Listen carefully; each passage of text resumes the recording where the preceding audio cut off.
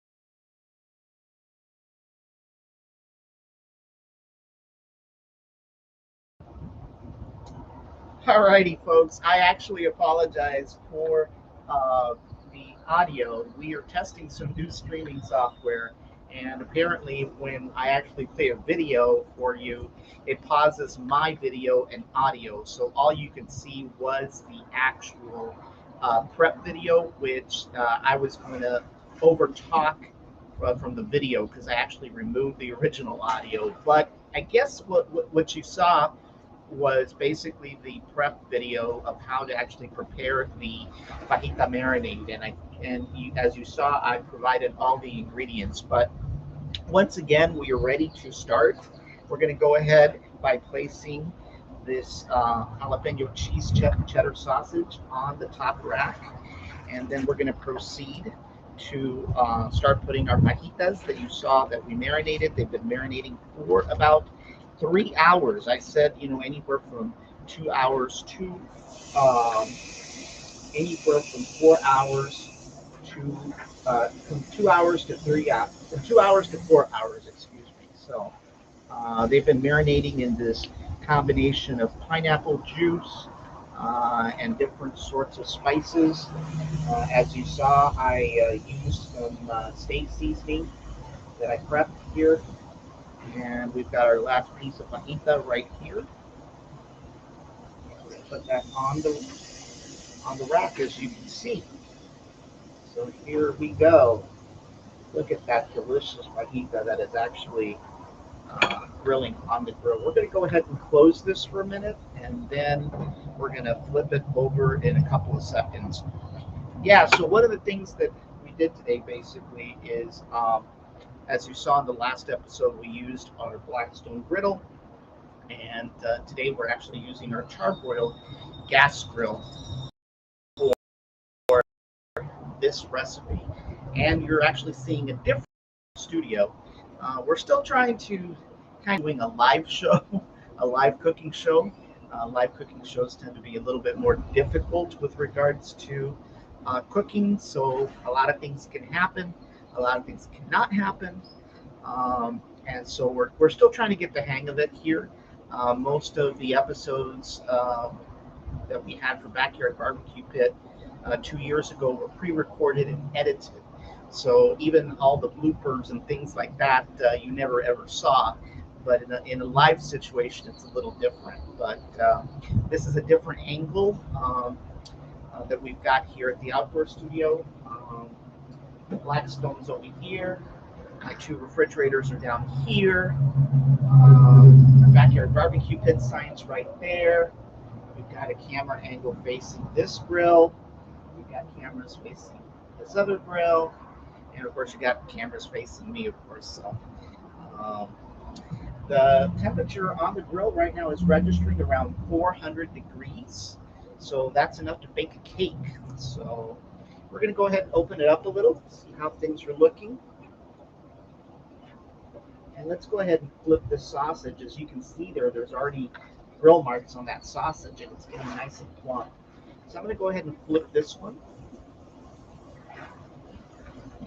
I'm going to go ahead and flip this one. Look at how nice these fajitas are coming out. And as you saw in the video, all the marinade consisted of is a cup of pineapple juice. It was some steak seasoning. It was some cilantro lime seasoning. We added one whole lime, the juice of 1 lime.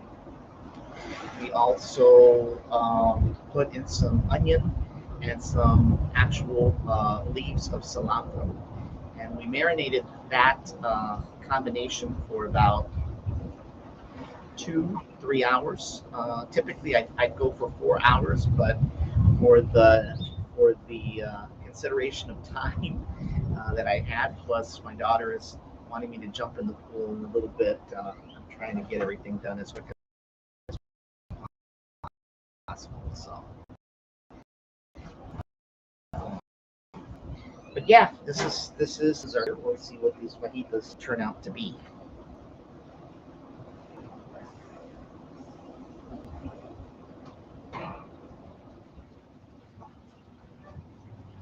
Yeah, the grill here is registering now about 350 degrees. Every time you open and close the grill, you kind of lose temperature along the way.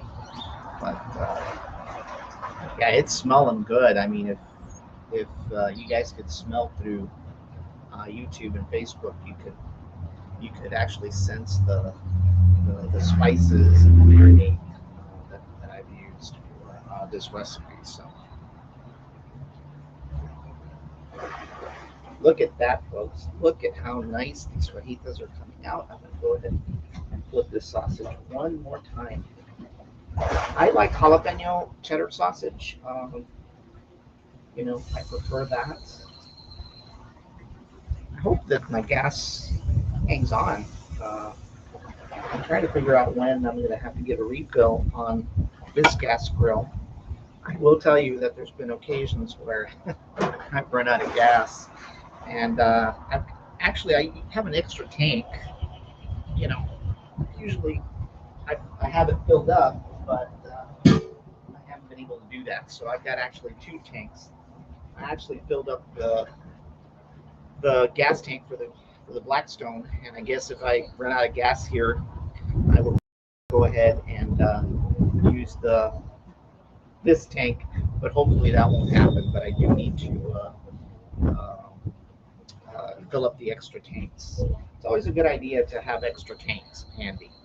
You don't want to run out of gas when you've got several guests, in a party, or you're just having a cookout and you find out that you ran out of gas.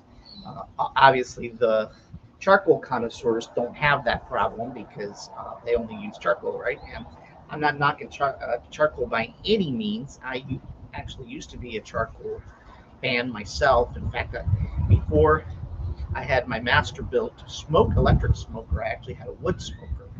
So I have used charcoal. I know how to light a charcoal grill. Anybody who thinks I can't, I can. So let's go ahead and flip this. Look at how nice and crusty these fajitas are coming out.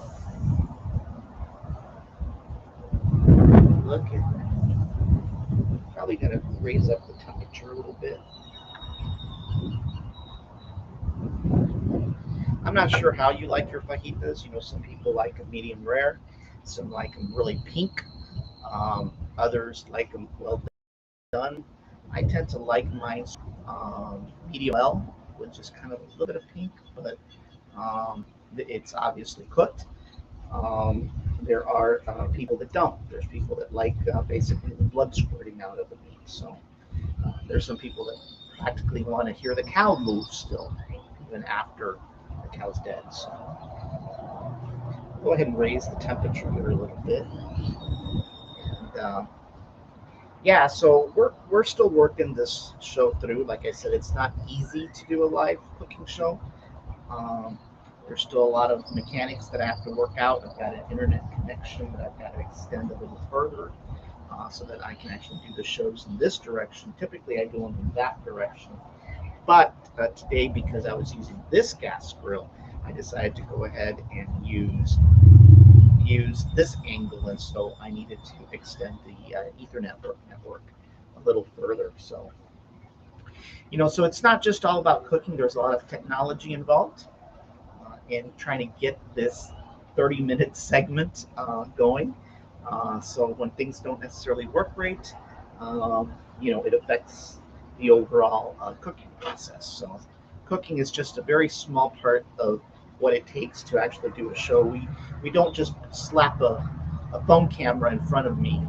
There's a lot of different cameras that are positioned to do certain things. So there's a little bit more hardware involved than just your typical pop up your iPhone. It just doesn't work that way. So, but here we go. Flip this over a little bit. That sausage is coming out really, really good. Look at that. It's nice and plump already. Go ahead and put it down.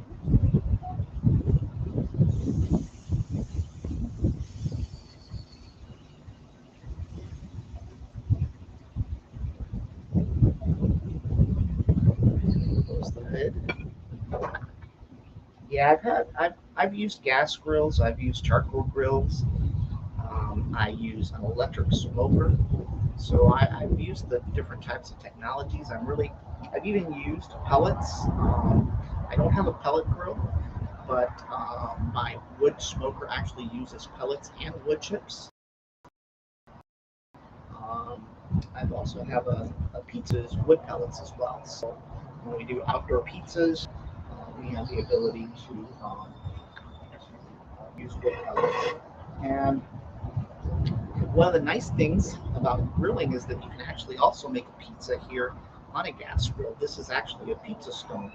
So when you preheat this pizza stone on the gas grill, you can actually bake pizza as well. So it's just something you may want to be interested in getting, especially right now during the summer where um, people like to eat pizza. It's really surprising that my doggies are actually behaving tonight. Usually they'd be barking, they'd be picking fights with the neighbors' dogs, but today they're being very, very good. I guess they're going to deserve a treat or something. So, alrighty, look at that. Look at how nice these pizzas are coming out. Yeah, you want to kind of make sure they're just a little dry. Look at the sausage. Look at the grill marks and look at how plump it is. Usually, I put the meat over here a little bit because, for whatever reason, this tends to be the hottest section. But it's because the way this grill was manufactured, the actual carryover tube for the gas is actually right here in the front. So the carryover tube is which actually takes the gas and basically it distributes that across all four, actually all five burners, because this is a five burner grill, and of course I've got a separate burner for any pots and pans. But I rarely use this side burner, so this is an actual six burner gas grill, by the way. So it's I thought something was flying. Maybe not. All right, look at that. Look at that char. So I'm gonna go ahead and move this one because I think this one's done. Go ahead and move this one over. And go ahead and put this one up here to the front. And move the sausage over towards the front to get a little bit more heat. I'm gonna lower it just a little bit. So anyway, we thank everyone who has actually joined us for this episode of Backyard Barbecue Pit. We try to keep the show under 30 minutes. That is the goal. But sometimes if things go well, we can actually do that. Today I had pre-stuffed, pre-prepped, and pre-marinated. And as you saw in the video, I actually showed y'all how to marinate the fajitas beforehand. So when we've got everything pre-prepped, it goes pretty quickly. But obviously, when you're cooking, uh, look at that. Look at how nice and crusty these are. Look at that. Wow. Look at how nice that sausage is. So basically, I can go ahead and throw this bag of marinade away. There's not much to it at this point. I'm going to go ahead and rinse out my plate here because I think here pretty soon we are going to have to take this stuff out. Look at how the cheese is already gooing out of the sausage. So that is ready to be pulled out already. Go ahead and place that out. As you can see, here is the sausage, and that's already ready to go. We've got one piece of fajita that is ready. Go ahead and flip this one, see how this one's going. Look at that. Wow. I think these are ready, folks. These are ready. So as you can see, it didn't take more than 30 minutes to make these carne asada fajitas. So I thank everyone who joined us today, and we hope that you tune in next week for another episode, a short episode of Backyard Barbecue Pit. May you all have a wonderful weekend, and we will see you next week. Thank you for watching.